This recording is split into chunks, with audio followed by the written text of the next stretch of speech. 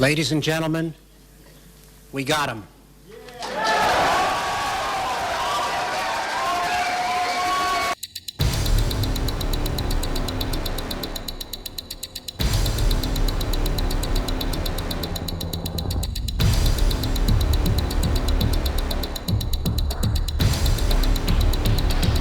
What's going on, everybody? It's your observant lineman here, Uche Nwaneri, and the first dominoes have fallen. The cover-up is now beginning to slowly unravel as the Miami Dolphins, with their unaffiliated neurotrauma consultant being fired by the NFLPA today, signals that there is now a breakthrough in finding out what exactly went wrong in Miami when Tua Tagovailoa was allowed to return to that game against the Buffalo Bills.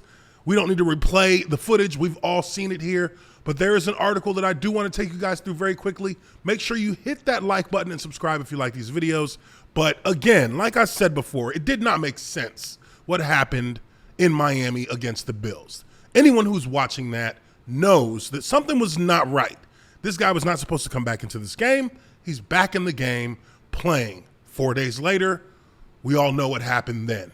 The traumatic, the absolutely brutal hit that Tua took against the Cincinnati Bengals, the culmination of a number of bad decisions made on the team's behalf by an unaffiliated neurotrauma consultant that the Dolphins had in place that the NFL sets up for teams to use to have an independent opinion as to whether or not a player is eligible to return to a game because of signs of concussions. Well, now we have one of the answers that will begin to unravel this apparent cover-up, because believe you me, there is no situation that I believe a licensed neurotrauma consultant would jeopardize their job by allowing a player to go into a game that they know that player should not be going into, that there's a high risk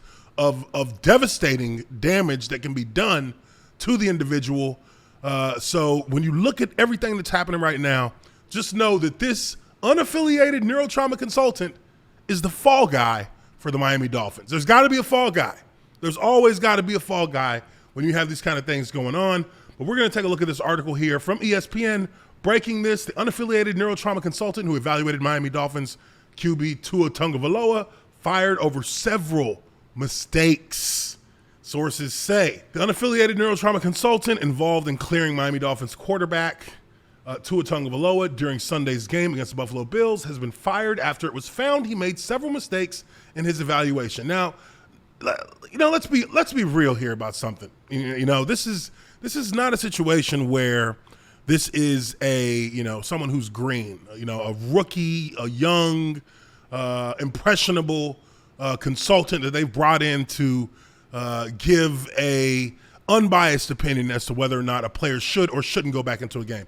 This is a situation that we have here where a team had the information in front of them and decided to go one way or the other. And that is what has put Tua Tagovailoa into the position he's in now, that's really endangering this player's career, his future, his life, his quality of life down the road, in imminent danger because of decisions that men made for their own gain. Says here, the source said the NFL Players Association exercised its right to dismiss the consultant.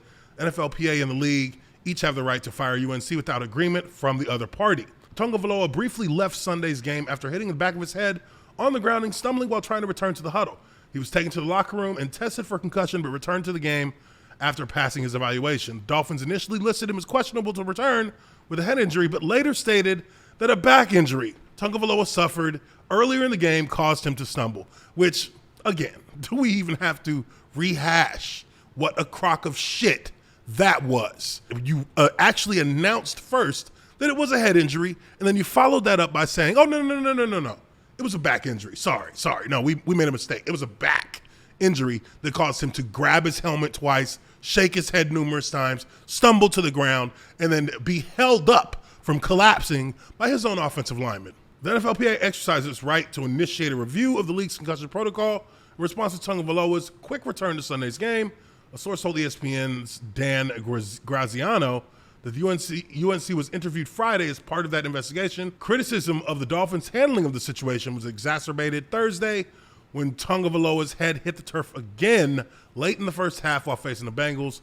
Tagovailoa remained on the field for roughly 12 minutes before he was taken away on a stretcher and eventually to the University of Cincinnati Medical Center. This is the exact reason why the protocols were put in place the way they were put in place, to avoid this from happening. This is literally the last thing you want to happen to a player. The last thing. You don't even want it to happen to a player. It's just the worst case scenario. And you walked right into it. A disaster of your own making. Tagovailoa was diagnosed with a concussion and discharged hours later. He flew back to South Florida with the team early Friday morning. A league source told ESPN that Tagovailoa's initial scans were negative, and Dolphins coach Mike McDaniels confirmed there was no further damage beyond his concussion because he watched McGruber with him on the flight back. The quarterback remains in the concussion protocol, and McDaniels said there is no timetable for his return. McDaniel has faced scrutiny in the days since for playing Tagovailoa, but insisted Friday that the Dolphins followed the process and that the quarterback was cleared by an independent neurologist. See, this is where they fall back on plausible deniability. Plausible deniability in saying that, hey, our unaffiliated neurotrauma consultant said he was good to go. We followed the rules, knowing damn well that's not how it played out. And as a head coach, he knows how it truly played out. He does. McDaniels, don't let him escape any kind of criticism for this, because the head coach knows. The head coach can see too. And for him to just wholesale buy that this was a back injury, when there are jumbotrons in that stadium that replayed that play multiple times after he hit his head on the ground and there was question about what was going on and he was pulled out of the game. They showed that, they showed that play in the stadium multiple times. That you had guys up in the press booth who saw that play on the TV copy multiple times. Nobody was fooled. McDaniels wasn't fooled. His first initial thought had to be, this kid's done. He's done for the day. That's got to be a concussion. Look at how he just fell all over the ground. Yes, these are not things that you can fake in the moment. But when it comes time to make a decision to bring a player in or to leave a player out, well, you have all the time, all the halftime in the world to make that decision. And that's what happened. After halftime, Tua is back in the game. They had their time to wink, wink, nod, nod, and bring him back into the game, saying it was a back injury. I mean, the simple fact that it went from a head injury to a back injury shows a level of incompetence at that, in that you couldn't even identify by looking at what happened what was injured or not. And you allowed the player to dictate that when you saw signs of him losing his balance. You didn't take that seriously enough to really, protect this player from himself. Of course, he's quoted here saying, "I have 100% conviction in our process regarding our players. This is a player-friendly organization, and I make it very clear from the onset that my job here is for the players. I take that very seriously. No one in the building strays from that. If there would have been anything lingering with his head, I wouldn't have been able to live with myself if I prematurely put someone out there and put them in harm's way. This is a relationship that I have with this human being. I take that serious. I wouldn't have put him out there if there was any indication or inclination given to me whatsoever that he was endangering himself from that previous game." And here is the walk back. This is what we're going to see from this moment forward. The slow creep back. Look, there's a lot of heads that are going to be rolling when this is all said and done. And it may not be said and done for a while. Tua's career has been put in jeopardy by this. And the simple fact that we now know there were a number of mistakes made in protocol means that there is someone else within that chain of command who was privy to that information of that protocol and what decisions were made. What it boils down to here, ladies and gentlemen, is that you have a situation where a franchise sacrificed a player for the win. They knew that Tua was not ready to go back in that game. They knew that they were putting him in danger by allowing him to go back in that game, and they went ahead and did so anyway. And yes, he made it through that game, didn't receive any substantial hits of any sort in the second half.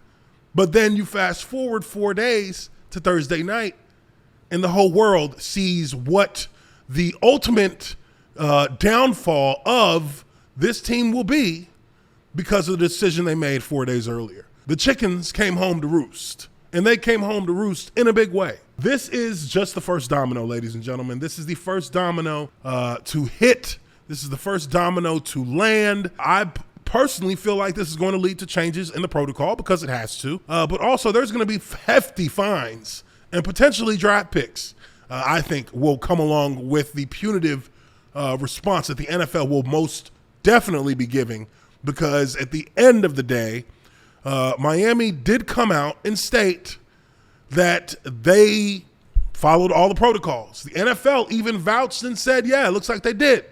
But now as we go deeper beyond the surface, just under surface level, you find out that there were a number of mistakes made in the evaluation of Tua. And now that chain effect has now led to the position that they're in right now in Miami.